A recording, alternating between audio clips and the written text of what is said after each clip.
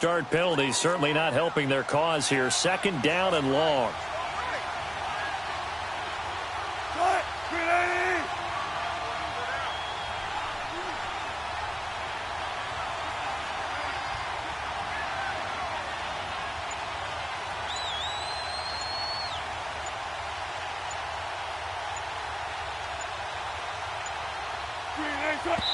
And he just clocked it. But the clock wasn't even moving. Well, that's one you don't see very often, a wasted down. The offense on 3rd down tonight, just 1 for 3 thus far. This is 3rd and 11.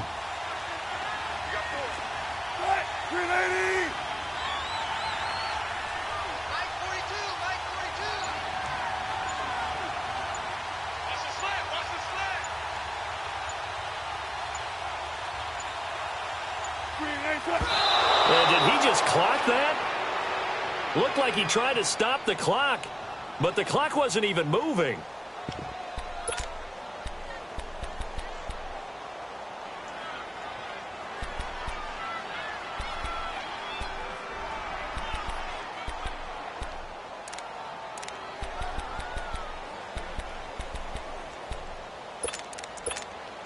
Now let's see how the offense still out there. They elect to go on 4th and 11.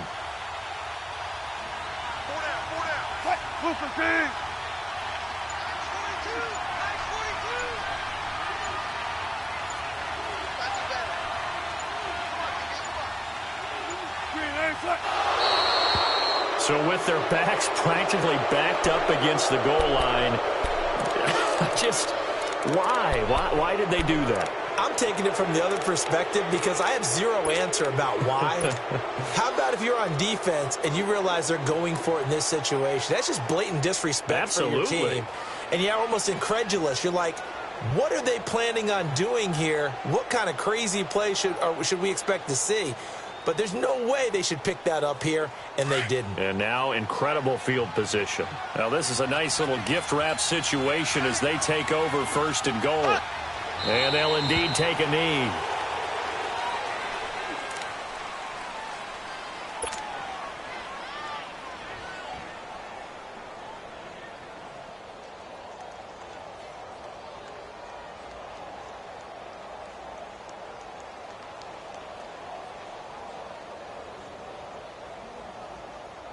And this Fournette territory here, and he's alone in the backfield on 2nd and goal.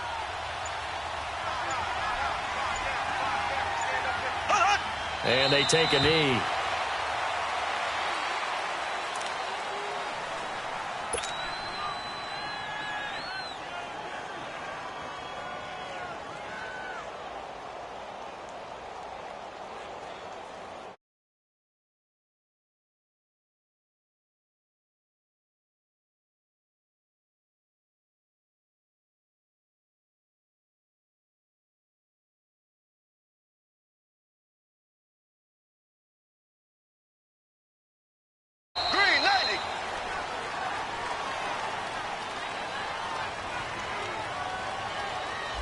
And that'll be accepted, of course, and that moves him back 5.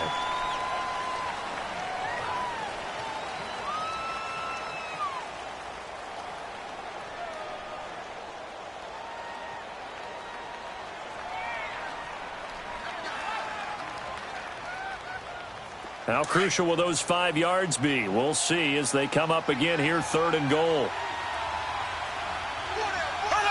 And they will take a knee here.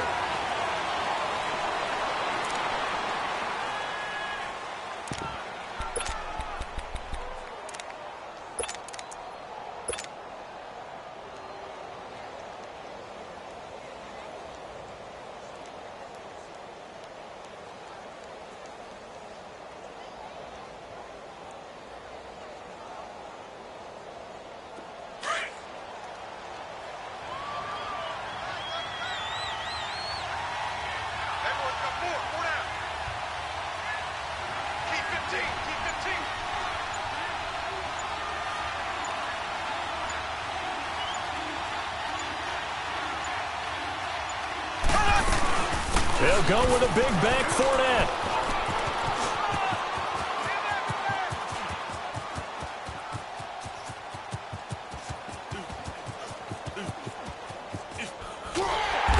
This winds up a disaster, nowhere near the marker.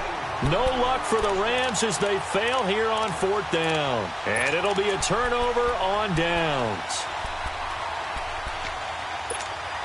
Not time enough for a play and then a timeout, you wouldn't think. So with 4 seconds left, they're going for it.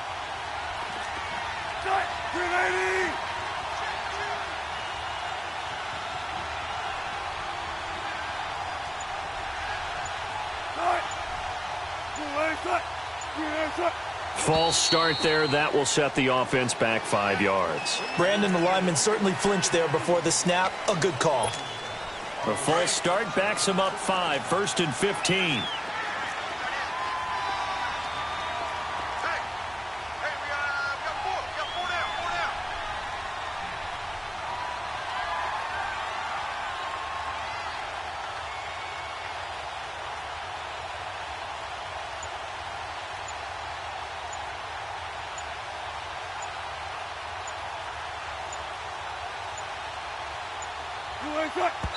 And he just clocked it. But the clock wasn't even moving. Well, that's one you don't see very often, a wasted down.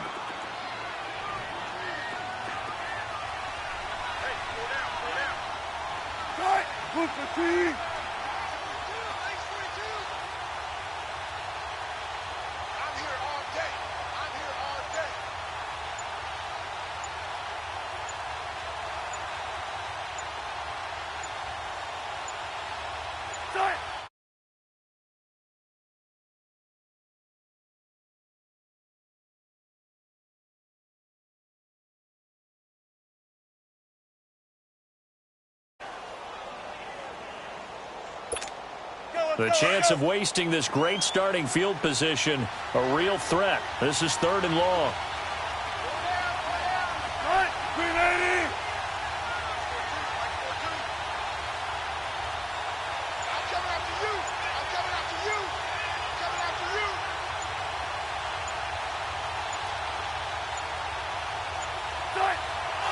And he just clocked it. But the clock wasn't even moving. Well, that's one you don't see very often, a wasted down. So with 2 ticks left here in the half, on is the field goal unit. From the left hash, this will be a 52-yard attempt.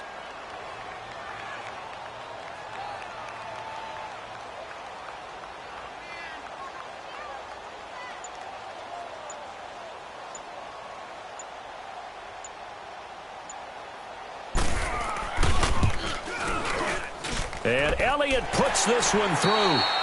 So we reach halftime in what's been a fairly one-sided game so far. As we send you to Orlando to check in with Jonathan Coachman at our EA Sports Halftime Report. Coach? The kickoff team on the field now as they will send this one away. Fielded about a yard deep. Okay, I wish I could say this from experience, but I have talked to people about this. When you've had a big return for a touchdown, the hardest thing to do the rest of the game is to make good decisions, because after you've gotten one, you expect to get another one. In this case, he needed to tamp back the enthusiasm a little bit.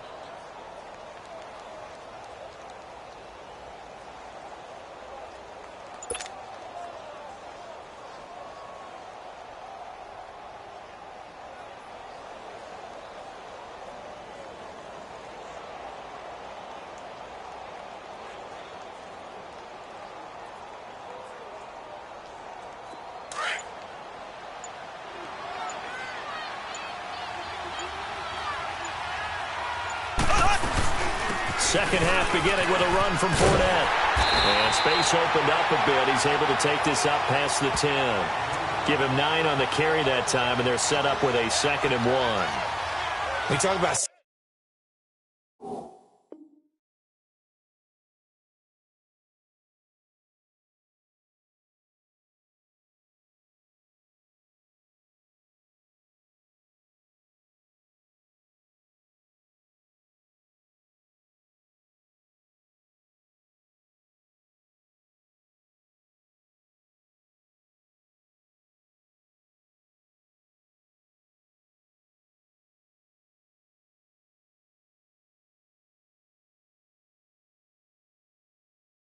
Setting a tone or beginning a drive, that run was absolutely textbook.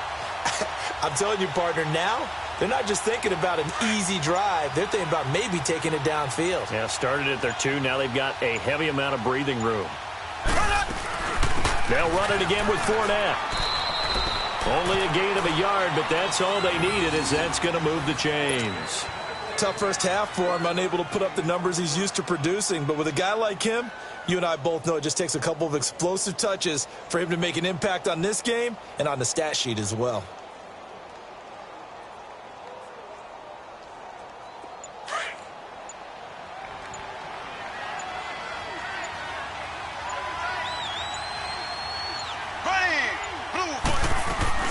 Fournette, a first down carry. And it's been like this all night long. Nowhere to run as they stop him behind the line. That's a really alert defense there because they saw the heavy look come in from the offense, countered it with extra linebackers who brought a little bit of speed and heft, and able to really make a big-time play for their defense. They'll run it now out of the gun. And he'll get this one up to about his 14. And now we're going to get a timeout here called by the defense. And that's going to leave him with just one timeout remaining still in the third quarter. We'll see if that comes back to haunt him. We'll be back.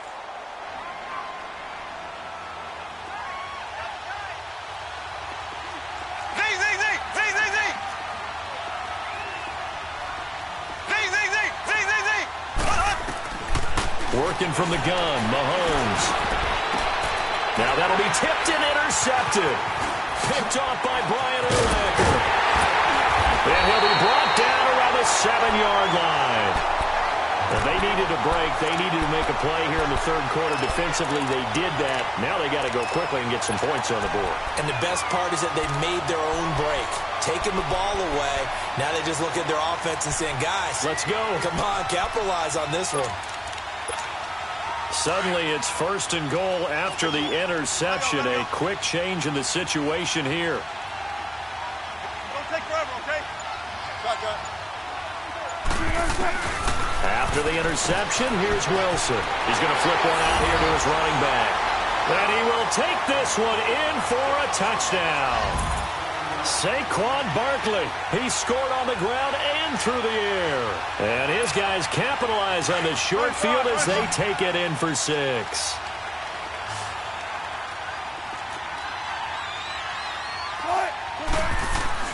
Now Wilson. And they're going to get the 2-point conversion. Caught in the end zone.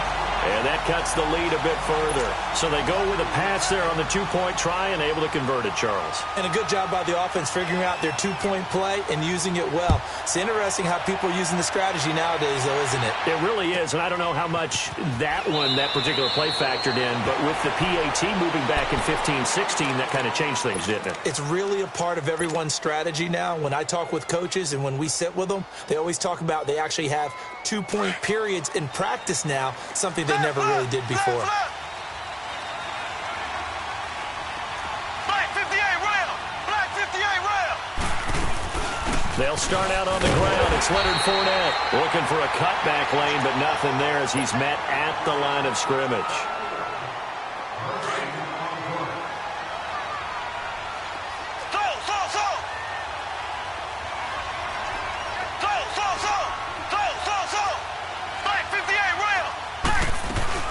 Again, it's Fournette.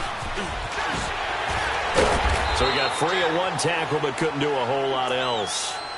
Give him 4 on the ground there. They're now left with 3rd and 6. In the first half, he was held in check on the ground, but despite that lack of production, they still have the lead. Yeah, and they've got to feel fortunate about that. If they could actually get production from their lead horse, that would help open up this offense and widen this margin, too.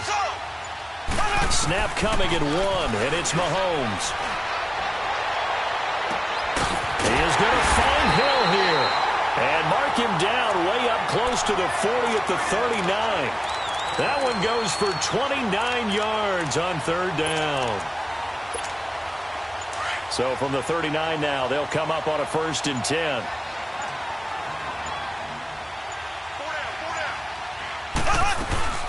They'll run it now out of the gun. He'll get about 3 as he's brought down right around the 42. Sometimes with the running game, you've just got to stick with it. Look, it's the third quarter, no time to panic. But that also doesn't mean you just do it the same way you've been doing it the entire ball game. Maybe change up some blocking assignments or run a few different plays, but stay with the overall essence of the running game. Give him 10 yards on that one, and that'll earn him a fresh set of downs. Now, they struggled to get him rolling on the ground in the first half, and that's sort of continuing here in the third quarter. Yeah, but I don't think it's time to abandon the running game. I would say keep feeding the horse, and I believe he'll eventually reward them, especially as we get deeper in the game. They'll run it now out of the gun. And he'll be taken down right around the 41-yard line. 7 yards on the pickup there, and it'll leave him with a 2nd and 3. Hey, when you get good yardage like that on first down, it really does a whole lot of good for your entire offense. But I love the way he's finishing those runs. At the end of things, he's making sure he gets just a little bit extra.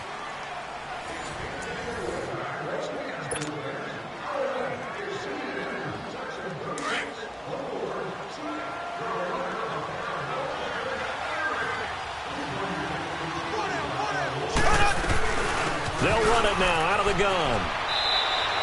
It's a gain of 4 there, and it gives them a new set of downs. How about this offensive line? They're really starting to establish themselves, take over this game. And before the series began, I know exactly what we said in the defensive huddle. Guys, we got to get no less than a 3 and out. Let's get off the field. Instead, they can't find any traction towards doing that. Right now, they're just getting muscled all over the field and getting pushed down it. A solid run on first down. Gain of 7 leaves them with a 2nd and 3. Offensively, with the lead, you want to run the ball, keep the clock going, but you also want to still kind of be in attack mode too, right? So how do you do that and not come back on your heels? Think about all the practices we've watched where they have that tempo period to go over things just like this, where they describe the scenario, tell you what they're looking for, and make sure that they're still attacking, yet at the same time not going so fast as to leave too much time on the clock. And he'll be a little shy of the 25 here at the 26-yard line. So just 4 yards on the pickup, but that's good enough to extend the drive.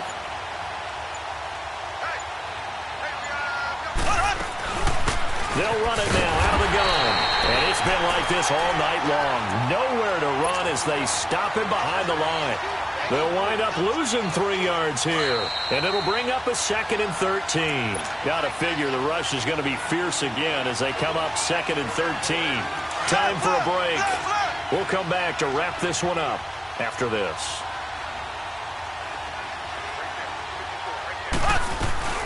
They'll run it now out of the gun. And that play went nowhere. Losing yardage.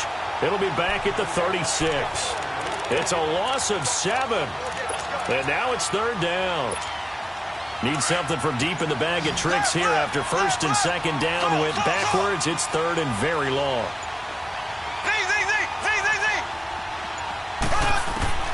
Now here's Mahomes. Oh, did he hang on to it? He did on the dive. Nice grab. An incredible play there. They do get big yardage, but they're still stopped a yard or two short, and it's 4th down. The offense here